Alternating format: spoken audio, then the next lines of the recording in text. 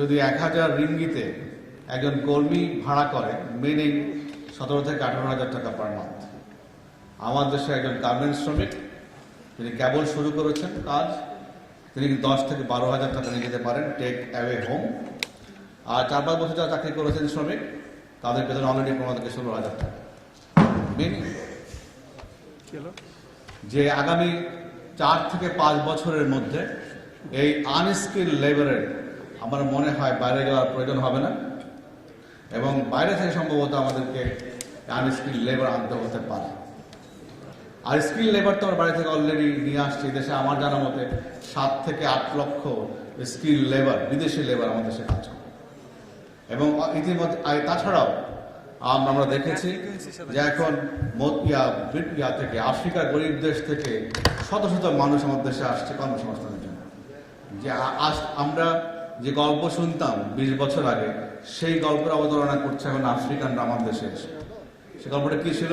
যে কোনো রকম একটা ভিজিট ভিসা, ট্যুরিস্ট ভিসা নিয়ে এই ইউরোপ আমেরিকা কোনো দেশে গিয়ে পাসপোর্টটাকে ছিঁড়ে ফেলে দিয়ে তারপরে ওই দেশে অধিবাসী হয়ে যাওয়ার চেষ্টা করা। এই গল্পে পুনরাবৃত্তি দেখছি কিন্তু এখন আমরা আমাদের দেশে। যদি গ্রামগঞ্জে মানুষ সচেতন হতো, তাহলে কিন্তু এই জিনিসটা থেকে আমরা এখন মনে হয় আমরা খুব দ্রুতই বেরিয়ে আসতে পারি। এই জন্য একটা ব্যাপক সামাজিক ক্যাম্পেইন এর প্রয়োজন। আজকে মিডিয়ার ভাইরা আছেন, নিশ্চয়ই একটা ক্যাম্পেইন হবে, কিন্তু সমস্যা হয় এটা যে আমরা কিছুদিন পরে ভুলে যাই। এবং এই যে মাঝে মাঝে মিডিয়ার বন্ধুরা এই সমস্ত করুণ কাহিনী মিডিয়ায় তুলে নিয়ে আসেন, তখন একটা হইচই হয়, এরপর আমরা আবার এগুলো বিস্তৃত অতলে তলিয়ে যাই।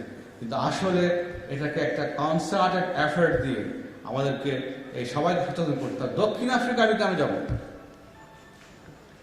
আর দক্ষিণ আফ্রিকার কথা যেতে যাওয়ার পথে আমাকে ভিসা দেওয়া হলো Mozambique. Why am going to Mozambique? এখানে আমাদের প্রতিবেদনে অনেক কথাবার্তা বলা হয়েছে, আমি সেগুলো অবতারণা করতে চাই না।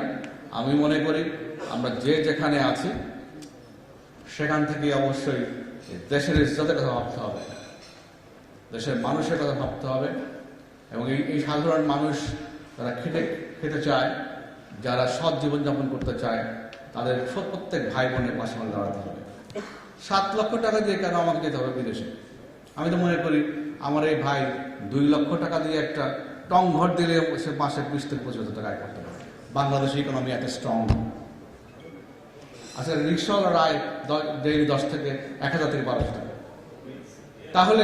তাহলে কেন আমার একজন ভাই জমি জমা সব লোটা কম্বল বিক্রি করে 700 টাকা দিয়ে এই অনিশ্চিত যাত্রায় গমন করবেন? উনি করতেন না, কিন্তু উনি জানতেন।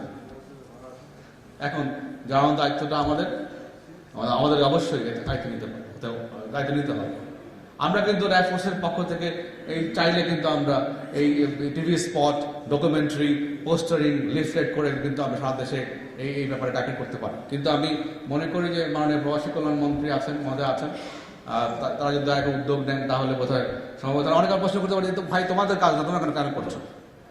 আমরা দেখি অনেক সময় ভালো কাজ করতে গিয়ে আমরা একটা প্রশ্ন করে, ভাই এটা তো আপনার কাজ, আপনি কেন করেন? আর আমরা সময় করি এরকম যে কাউকে না কাউকে দায়িত্ব দিতে হবে, তো somebody has to come forward। তো সেই জন্য আমরা অনেক কিছু করি এবং আমরা এই কথা শুনতে হয়। হ্যাঁ, অনেকে বলে হ্যাঁ ভালো কাজ করেছেন, ভেরি গুড। অনেকে বলে যে ভাই এটা তো আপনার কাজ না, কেন করছেন? আমরা দেখেছি যে অধিকাংশ যে আনসেফ মাইগ্রেশন হয়েছে, এগুলো হয়েছে সব অনিবন্ধিত ভুইফোর এজেন্সির মাধ্যমে। এবং আমাদের কমান্ডিং অফিসার একটা কথা বলে, অনেক সময় দেখা যায় যেখানে রেগুলার নিবন্ধিত এজেন্সি আছে, তার পাশে চেয়ার টেবিল বসিয়ে তারা এই অনিবন্ধিত এজেন্টরা এই সমস্ত কাজ করে। এক্ষেত্রে বাইরের ভাই বন্ধুকে বলবো, আপনাদেরকে এই বিষয়ে you have to come forward and আপনাদেরকে এটাকে গার্ড করতে হবে, যাতে করে আপনাদের সাইনবোর্ড ব্যবহার না করে আপনাদের পাশে থেকে এই ধরনের অপকর্ম না করতে পারে। এটি খুবই আমি মনে করি আশার কথা যে এই ধরনের অপকর্মে আমরা যারা আমাদের বাইরে যারা রেগুলার ব্যবসা করেন তাদের কোনো সংশ্লেষ আমরা খুঁজে পাই না। এটা খুবই কিন্তু আশার কথা। এখন এই বিষয়টা আচ্ছা আমি করছি না, অন্য কি করুক আর না করুক আমার দেখার বিষয় না, এইটা বোধ হয় না। আমাদের বোধ হয় যেহেতু আপনারা অভিবাসন নিয়ে কাজ করেন, সেহেতু আমি মনে করি যে এই বিষয়টাও আমাদেরকে জানাবেন দয়া করে। এবং আজকে যে আপনারা ইউ হ্যাভ কাম ফরওয়ার্ড, এটা আপনাদের কিন্তু বুকের সাহস আছে, সেজন্যই আপনারা আসছেন, নৈতিক সাহস, যে এই বাইরের কোনো এজেন্ট এই ধরনের অপকর্মে যুক্ত নয় এবং আপনারা এটা সমর্থন করেন না, পছন্দ করেন না, তার জন্য কিন্তু আপনারা আসছেন। এটা কিন্তু আপনাদের নৈতিক সাহসের জায়গাটা, এবং সেটাকে আমরা প্রশংসা করি। এবং এটা একটা বিরাট মেসেজ আমার মনে হয় সব দেশবাসীকে দেবে। পাশাপাশি আমরা দেখেছি অনেক ট্রাভেল এজেন্ট এগুলো কাজ করে এবং তারা তাদের কাছ থেকে বিক্রি করে, তারা দাঁড়া করে আদম ব্যবসা এবং এই যে ঘৃণ্য ব্যবসা, মানুষকে পাচার করে দেওয়া, এবং এই পাচার করে দেওয়ার পর তার যে কষ্ট, ওখানে যাওয়ার পরে আবার তাকে আটকে রেখে টাকা চায় বাবা মার কাছে, তার কান্না শোনানো হয়, তাকে মারপিট করা হয়, চিৎকার করে সেটা বাবা মাকে শোনানো, টাকা দেয়। মানে এখান থেকে একবার সে 10 থেকে 12 লাখ টাকা, 7 থেকে 8 লাখ টাকা প্রতারিত হলো, আবার বিদেশে গিয়ে আবার সমপরিমাণ টাকার পরিমাণ তাকে প্রতারিত হয়, তারপরে তাকে আবার ফিরে আসতে পারে না, তাকে হয়তো কোথায় অ্যাপয়েন্টমেন্ট করে, কোথাও বিক্রি করে দেয়। তো আমাদের এক্ষেত্রে জাতীয় ঐক্যের প্রয়োজন। আমরা মনে করি যে এটা যদি করা যায় তাহলে অবশ্যই আমরা থেকে মুক্ত হতে পারবো। আমাদের সেকেন্ড লার্জেস্ট রেমিটেন্স আসে হচ্ছে এই ক্ষেত্র থেকে, গার্মেন্টসের পরে। আজকে $32 বিলিয়ন যে আমাদের রিজার্ভ রয়েছে, তার মধ্যে $15 বিলিয়ন রয়েছে ফ্রম গার্মেন্টস অ্যান্ড $13 বিলিয়ন রয়েছে from remittance. So that is একটা সিম্পল সামেশন আনবো। তো সেক্ষেত্রে এত বড় সেক্টর আমাদের এখানে ডিসিপ্লিন অনেক ফিরে এসছে আমি মনে করি বর্তমান সরকারের নেতৃত্বে এবং বাইরের আপনাদের বন্ধুদের সহযোগিতায়, বর্তমান সরকারের উদ্যোগের প্রেক্ষিতে এই সরকার আপনারা দেখেছেন দুটো আইন করেছে for safe migration and everything. তো এই উদ্যোগের কারণে ডিসিপ্লিন আমাদের এখানে ফিরে আসছে। আর এই যে সর্বশেষ যে বিষয়টা রয়েছে, দুষ্কৃতিকারী যারা, এই দেশ বিরোধী, এরা এই সমাজ বিরোধী, দেশ বিরোধী, দুষ্কৃতিকারী চক্রের বিরুদ্ধে অবশ্যই আমাদের সবাইকে মিলে রুখে দাঁড়াতে হবে। এবং একই সঙ্গে আমি মনে করি যারা এই ধরনের এই যে আইনটি হয়েছে বর্তমান সরকার করেছেন, এই আইনটির সাজা সর্বোচ্চ সাজা হচ্ছে 12 বছর। এখানে আমার বিনীত নিবেদন মাননীয় প্রবাসী কল্যাণ মন্ত্রী মহোদয়ের কাছে, এখানে অবশ্যই মৃত্যুদণ্ড দিতে হবে। যদি কেউ আমার দেশে কোনো ভাই বোনকে এইভাবে ভৌতিক কোনো গজিয়ে ওঠা ভুইফোর সংগঠনের মাধ্যমে, এজেন্সির মাধ্যমে, নিবন্ধিত এজেন্সির মাধ্যমে অন্যায়ভাবে তাকে তার জীবনকে এরকমভাবে মৃত্যুর মুখে ফেলে দেয়, অনিশ্চিত করে ফেলে, তার শাস্তি অবশ্যই মৃত্যুদণ্ড হওয়া উচিত। আমার দেশের অনেক বড় অপরাধ যখনই মৃত্যুদণ্ড আইন সংশোধন করা হয় তখন বন্ধ হয়ে গেছে। একসময় এসি ছোড়া, এখন নাই। কারণ হচ্ছে যে মাত্র 6 জনের আদেশ হওয়ার পরে বন্ধ হয়ে গেছে মৃত্যুদণ্ডের আদেশ।